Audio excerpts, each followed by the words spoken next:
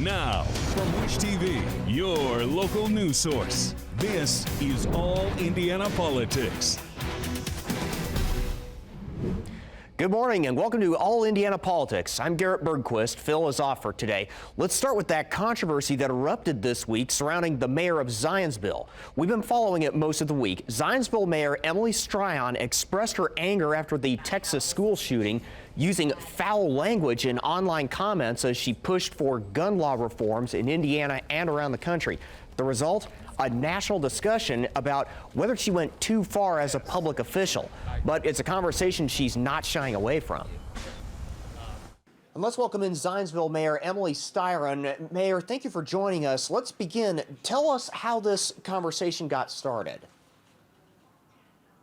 The conversation was started on a Facebook page the morning after the murder of a schoolroom of children in Texas. And how do you feel now about the way that the conversation between yourself and the gentleman on the Facebook page unfolded? So I was very angry and frustrated and frankly completely fed up with hearing from anyone online or otherwise all the reasons why we have as a nation failed to keep a schoolroom, a synagogue, a public building safe from gun violence. I'm a mom of three, a mayor of a small town in Indiana, and all I could think of that day was, first of all, just how absolutely, utterly angry I am of the lack of leadership and policy making to address these decades of mass shootings. My oldest child was a 10-year-old when Sandy Hook happened, and my youngest is a 10-year-old today. And thinking about the bookends of my own children and thinking just for the grace of God that we didn't have an event like that at Eagle Elementary here in Zionsville. Imagine what would my response been to people making excuses for why these things happen if this had been the school that my son goes to, that it's right in the middle of our town. I don't think that, I really don't understand more of us aren't calling out people in every conversation who insist that we just can't do anything. It's a mental health problem or something else. I feel like we should all have very strong words around electing policymakers who are going to protect our public buildings, our school children, our public safety officers. This should not be a conversation around profanity. It should be a conversation around how are we as a state and local communities going to make our schools more safe? What to you represents the ideal solution? What to you are common sense gun control measures? Well, first of all, I would look at public safety folks to help craft some of those measures. And if you recall, the state police chief asked the Indiana legislature to please institute some sort of gun control measures, including licensing gun owners. Seems like a very clear that's a very clear message taken from someone that should be one of the leaders in terms of talking about this. I also think about voting as being a right that is enshrined in the Constitution. And as a voter, you and I have to register. We have to, in some cases, if we vote in a primary, we have to tell what party we are in. I think that, when you actually get to the election ballot, you have to show ID to prove that you are who you are. There's a lot of structure involved in exercising your right to vote. if you drive a car, you have to have insurance in order to get a license to drive. You have to have proven that you know how to drive, that you've taken training at some point in terms of getting your first driver's license. You also are arrested and held liable for breaking rules that are instituted on our public roadways in order for using your car. So there's structure around exercising rights and privileges that we have as Americans. And I believe that there are lots of folks who have identified some of those structures. And I'd just like us to see policymakers get together and really work on implementing some of those. I'm sure that, you know, the things that President Biden has outlined are a great starting point. And that's what any elected official, any leader really does, is they start off setting a bar and creating a conversation and opening a table for discussion so that all of those policymakers that can be involved in that process can play a role in shaping what's ultimately determined to be the right fit for our country. What comes next for you? What role do you see yourself playing as the mayor of a city in Indianapolis, or in Indiana, excuse me, both in terms of the policies that are implemented on the streets of your own town and on the political level? Well, as mayor, I will absolutely support lawmakers and legislators who are strengthening our gun regulation laws so that they mirror things that other advocates in other communities and other policymakers are indicating could help us reduce the level of gun violence that happens in our country. I don't see, from my perspective, I'm not a legislator, I am not a state policymaker. I am an executive in a wonderful, fabulous community in the state of Indiana. And my job is to ensure that we uphold the laws that are made by legislators outside of our purview. And that is what I am. That's why I am happy that I have an opportunity to ask our legislators to go forward and be brave and be accountable and be the folks that so many of us want them to be in terms of putting together common sense gun laws. Zionsville Mayor Emily Styron, thank you for joining us. Thanks for the opportunity.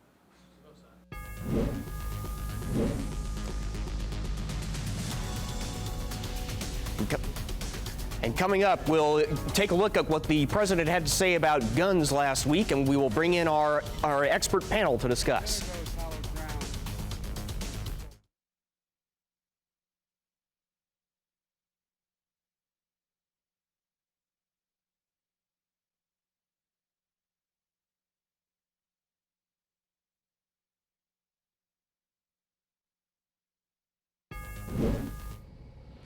Welcome back to All Indiana Politics. We want to talk more about the push to change the country's gun laws. President Biden went on national television Thursday night to drum up support for a series of changes he wants passed. The package follows a series of deadly mass shootings in Texas, in Buffalo, New York, in California, and in Tulsa, Oklahoma. Among the president's proposals, ban the sale of assault weapons and high-capacity magazines, passing a national red flag law, and ending legal protection for gun manufacturers. My fellow Americans, enough. Enough. It's time for each of us to do our part. It's time to act. For the children we've lost, the children we can save, for the nation we love. Let's hear the call and the cry. Let's meet the moment. Let us finally do something. So let's welcome in two members of Indiana's best political team, Republican Allie Bartlett and Democrat Drew Anderson. Allie, we'll start with you. The president says, enough, let's get something done on guns. Your reaction to what he said Thursday night? Why not consider bans on military-style rifles and high-capacity magazines? Yeah, absolutely. So yeah, let's start there. I mean, first and foremost, I know that the president mentioned red flag laws, which we already have on the books here in Indiana. And so I think we can use an example from right here at home as to why over legislating this issue is not the answer, and it's not what's going to help us have tangible change. Just like we saw in the case of the FedEx mass shooting here in Indianapolis, Prosecutor Ryan Mears took no action on the red flag reports that were on his desk for weeks and weeks. He could have, possibly prevented that from happening if those laws had been enforced by our prosecutor. It doesn't help to over legislate something when the laws that are in place are not being enforced, they're not being followed. And so I'm not sure why additional legislation that would, possibly be infringing on constitutional rights would be the answer here. When there's already laws in place, they're not being followed, they're not being enforced by our prosecutor. Drew, Democrats have been pushing for these same limits after every mass shooting. Is there really anything you can convince enough Republicans to join the cause? I think at the end of the day, what Democrats could do is speak up, because we're speaking up. Folks like Zionsville Mayor Emily Styron speak up because we're tired of our kids dying. We're tired of our children being shot. And a majority of folks are behind gun safety legislation, like background checks, like safe storage laws, like increasing the age to 18 to 21. And those simple safety requirements can help us actually protect our children's lives. And to address your point, Garrett, the Republicans have shown time and again, like Todd Young, they prefer the gun lobby and their money, their campaign money, over actually delivering. And that's the problem that we have right now today. Republicans put their money before our children's lives. Allie, I'll let you respond to that. Yeah, we have laws on the books here in Indiana that were not enforced by a Democrat prosecutor. So I don't know how you can make that statement. And secondly, to address the Zionsville mayor's comments like that and rhetoric like that just create aggression and do not do anything productive to facilitate the conversation are not helpful. All it is just aggressive rhetoric that does nothing to move the ball forward. We are all upset about this. It was a complete tragedy. When we have laws in the books here in Indiana that aren't being enforced by prosecutors, we have a bigger problem there. Let's get to the root of the problem and let's figure out how to enforce the laws that we already have before creating more. Over legislating I want to get in on that when our current laws aren't being enforced by our prosecutor. Drew, I want to get in on that real quick. Allie, you're slamming rhetoric. Talk to your own party. Jim Banks does aggressive rhetoric. Todd Rokita does aggressive rhetoric. Your former president does aggressive rhetoric. Let me finish, please. Let me finish. Your party does aggressive rhetoric, and you guys say nothing. And then speaking of red flag laws, your former Vice President, Mike Pence, wants to do away with red flag laws. So you're contradicting yourself. But we're not talking about him. We're talking about the fact that in Indiana, there are red flag laws on the books. Allie and Drew, I do want to move on and drill down a little bit deeper into this rhetoric issue. We brought up the Zionsville mayor. Drew, capturing some of that, almost what you would characterize as the angry suburban mother demographic, could that be a winning strategy for November? It is, because the reason why Styron spoke up, because she's a mother. When she saw what happened to children in Texas, she saw what happened to children in Sandy Hook 10 years ago. Mothers and fathers and families woke up after Texas and they thought about their kids. And of course she was upset. I'm upset because my nephews could be victims the next time a mass shooting happens. We're all angry, and that's what's going to drive voters to actually support folks that support gun safety legislation, because it needs to get done. Allie, we got about 30 seconds left in this segment. How is what she said any different from what we've seen from Trump supporters for the past 6 years? I mean, what she said was angry and divisive and counterproductive. I mean, if we want to get to a real solution here, we need to have a calm, logical conversation about what needs to happen. And first and foremost, everyone's angry, everyone's upset, everyone wants to see tangible results coming out of this. But if we are not enforcing the laws that we have on our books, if we are not training and supporting our police and our first responders and our teachers and everyone else, then what progress can be made. If we're not enforcing the current laws, why would we make more laws? That makes no sense, and I haven't heard Talk to your leaders. Drew and Allie, stay with us. We'll be back in just a moment. Up next, we'll talk surging gas prices and inflation in Indiana and what state leaders should and should not do about it. That's next on All Indiana Politics.